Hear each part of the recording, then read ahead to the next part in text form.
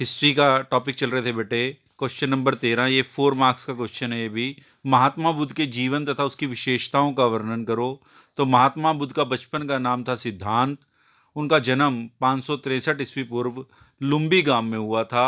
गौतम बुद्ध बचपन से ही चिंतनशील थे। चिंतनशील का मतलब समझते थे, सोचते थे, सोच कर ही कोई काम करते थे। 16 वर्ष की आयु में उनका विवाह हो गया।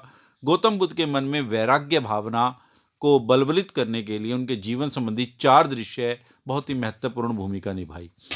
वैराग्य का मतलब क्या होता है? वैराग ले लेना, अपना सन्यासी जीवन जीना, उसको कहते हैं। जो 4 दृश्य थे वो कौन से थे? सबसे पहले इन्होंने एक वृद्ध व्यक्ति को देखा। इनको लगा भी व्यक्ति वृद्ध भी हो जाता है, क्योंकि ये हमेशा राजपाट के कारण, राज सिंहासन के कारण अपना केवल राजमहल में ही रहते थे। फिर इन्होंने एक रोगग्रस्त व्यक्ति को देखा, जो जिसको बीमार हो गया था कोई व्यक्ति। एक व्यक्ति इन्होंने मृत व्यक्ति भी देखा, एक सन्यासी व्यक्ति देखा। तो ये कुछ एक उसकी गौतम बुद्ध के जीवन की विशेषताएं हैं। और जीवन का उनका जो बचपन का नाम था वो सिद्धांत था। नेक्स्ट क्वेश्चन जो आता है, सांची के स्तूपों के संरक्षण में भोपाल की बेगमों की क्या भूमिका थी? बेटे, सांची के स्तूपों के संरक्षण में भोपाल की बेगमों की भूमिका इस प्रकार है। ये बड़ा इंपॉर्टेंट क्वेश्चन है बेटे, ये जनरली हम लोग पढ़ते नहीं हैं। तो भोपाल की 2 शासिकाएं थी, एक तो शाहजहां बेगम और दूसरी थी सुल्तान जहां बेगम। सांची के स्तूपों को बनाए रखने में उल्लेखनीय इन्होंने योगदान दिया, और इसके संरक्षण यानी कि इनको बचाने के लिए इन्होंने धन भी दिया, इनके पुनर्वेशों को भी संचरित किया। और इन्होंने इसके लिए इन्होंने शाहजहां बेगम ने इजाज़त भी मांगी थी कि भी इनके जो पुनर्वेश हैं उनको भी हम संरक्षित संरक्षित करें। ठीक है बेटा, समझ आ गई बात? तो भोपाल की 2 शासिकाएं हैं, एक तो शाहजहां बेगम है, एक सुल्तान जहां बेगम है। वो ध्यान रखना है बेटा, ये बड़ा इंपॉर्टेंट क्वेश्चन है। नेक्स्ट क्वेश्चन आता है, विजयनगर की जल आवश्यकताओं को किस प्रकार पूरा किया जाता था? विजयनगर जो था दक्षिण के अंदर एक हिंदू राज्य था। विजयनगर की जल आवश्यकताओं की पूर्ति जल प्रबंधन की एक निश्चित योजना के अनुरूप होती थी। यहाँ भी बहुत अच्छा एक जल प्रबंधन की योजना थी बेटे। जैसे हमने हड़प्पा संस्कृति में देखा था ना कि नगर योजना थी वहाँ पर, और पानी की निकासी की योजना थी। इस तरह ही इसमें जो जल था, जब जल की आवश्यकता होती थी तो कैसे हमें मिलता था। तो शासकों ने इसको और विशेष ध्यान दिया। जो विजयनगर के शासक थे, विजयनगर प्राकृतिक दृष्टि से पहाड़ियों के बीच में था। इसके उत्तर पूर्व में तुंगभद्रा नदी बहती थी। पहाड़ियों की जलधारा से एक प्राकृतिक कुंड भी वहाँ पर बना हुआ था। प्राकृतिक कुंड समझते हैं भाई, एक जलाशय जिसको कह सकते हैं, या अगर हम जनरल भाषा में कहें तो तालाब। वहीं पर शासकों ने बांधों का निर्माण किया। इन बांधों के से पानी लेकर बड़े बड़े कुंडों में एकत्रित किया जाता। इन कुंडों से कृषि में सिंचाई की जरूरत को पूरा किया जाता। इसके साथ ही शासकों द्वारा नहर के माध्यम से ही इस जलाशय का पानी शहर के मुख्य हिस्सों, राजकीय केंद्रों तक पहुंचाया जाता।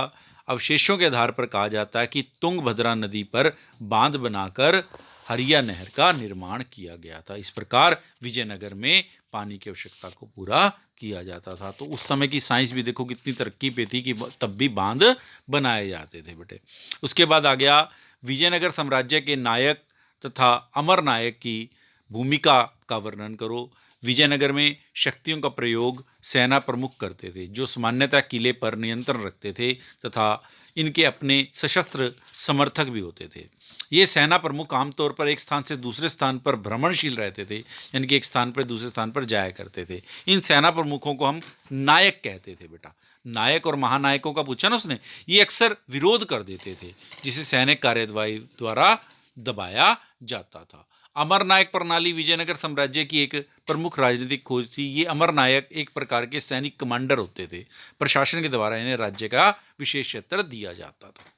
ठीक है, नेक्स्ट बड़ा इंपॉर्टेंट क्वेश्चन है बेटे, बंगाल के स्थायी बंदोबस्त को आप क्या समझते हैं? इसके गुण और दोष बताएं। तो स्थायी बंदोबस्त को हम इस्त मरारी बंदोबस्त भी कहते हैं, जो 1793 में लॉर्ड कार्नवालिस द्वारा बंगाल में लागू किया गया। ठीक है जी। भूमि आवंटन प्रणाली की इस व्यवस्था में बंगाल के राजा जो था तुलकदार एवं अंग्रेज सम्मिलित थे। तालुकदार इस व्यवस्था के अंतर्गत बंगाल के राज्यों और तालुकादार यानी कि जो छोटे छोटे स्टेट होते थे बेटे, छोटे छोटे अपना उस राज्य के अंदर छोटे छोटे ज़िले जो होते थे, तालुके होते थे, उनको कहा जाता था। तो अंग्रेजों द्वारा ज़मीन का आवंटन स्थायी कर दिया गया। इसके बदले में उन्हें कंपनी शासन को एक निश्चित राजस्व देना पड़ता था, यानी कि लगान देना पड़ता, राजस्व यानी कि टैक्स देना पड़ता था। तो इस लाभ क्या थे? इस प्रबंधन के कारण हर वर्ष सरकार द्वारा भूमि को ठेके पर देने की समस्या समाप्त हो गई, कंपनी की आय निश्चित हो गई, लगान का झगड़ा सदैव के लिए समाप्त हो गया। अब सरकार के लिए दूसरे विभागों की ओर ध्यान देना संभव हो गया। मतलब सारा का सारा फायदा जो था गवर्नमेंट को था। अब इसकी हानियां क्या थी? सरकार ने किसानों के हितों की ओर ध्यान नहीं दिया। अधिक लगान वसूल करने के उद्देश्य से जमींदार उन पर अत्याचार करने लगे। लगान की दर अधिक निश्चित हो गई थी, इस कारण कई जमींदार अपनी लगान की राशि ना दे सके। सरकार के लिए भी यह प्रबंध उचित सिद्ध ना हुआ। समय के साथ साथ पैदावार तो बढ़ गई, परंतु सरकार अपने लगान में वृद्धि ना कर सकी, इसलिए इसको भी भारी क्षति उठानी पड़ी। अब देखो बेटा, संथाल कौन थे और उन्होंने 1855 में ब्रिटिश सरकार के विरुद्ध विद्रोह क्यों किया? जो संथाल जाति थी, झारखंड के ज़्यादातर हिस्सों तथा पश्चिम बंगाल, उड़ीसा और असम के कुछ जिलों में भी रहती है। ये भारत की प्राचीनतम जनजातियों में से एक है। ये एक आदिवासी समूह है। संथालों का अंग्रेजों के विरुद्ध विद्रोह के दो प्रमुख कारण थे बेटे। नंबर एक, अंग्रेजों की नीति जिसके तहत अंग्रेज अधिकारियों ने संथालों द्वारा जंगल साफ कर बनाए गए खेतों पर उन्हें विस्थापित कर दिया था तथा उस जमीन पर भारी कर लगा दिया था। सबसे पहले तो ये, जबकि संथाल क्या कहते थे भी, जो जंगल है वो तो हमारा है। जमींदारों तथा साहूकारों का अत्याचार बढ़ता जा रहा था, जिससे जमीनें उनके हाथ से निकलती जा रही थी। तो बेटे ये 4 अंक के यहाँ तक प्रश्न आपके खत्म हो गए हैं। अब